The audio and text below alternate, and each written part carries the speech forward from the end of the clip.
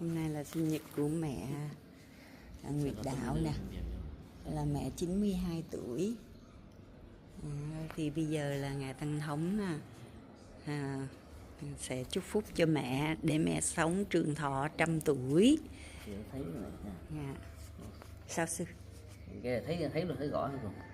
Thấy rõ sư. Dạ. Thấy rõ đã. Mẹ sống 100 tuổi nghe. Mẹ ngày 15 tháng 2 mẹ sinh 1934.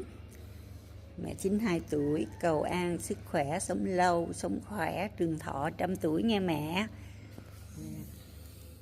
Sao là mấy tàu rồi tắt pin đi vô kìa. Rồi ngài đọc kinh Phúc Chúc đây. Dạ.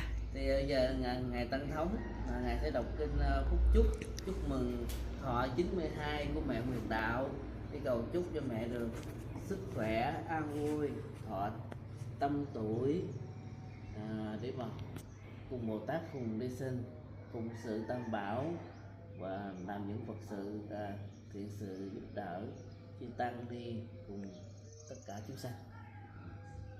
Abhidiyo Bhuvajantu Togo Togo Vinatati Madi Bhavon Tundra Yatuki Ayubo Bhava Abhivadana Pidita Nisa Vukka Pasayino Sadaro Tama Vutantu Ayupuno Titanam Omatu Taba Miyalam Nakakantu Taba Sivatam Taba Buddha Nubawi Yatrati Kipontu Omatu Taba Miyalam Nakakantu Taba Sivatam Taba Dhamma Nivavi Yatrati Kipontu Omatu Taba Miyalam Nakakantu Taba Sivatam Taba Banga Nivavi Yatrati Kipontu Sadhu, sadhu, sadhu, sadhu.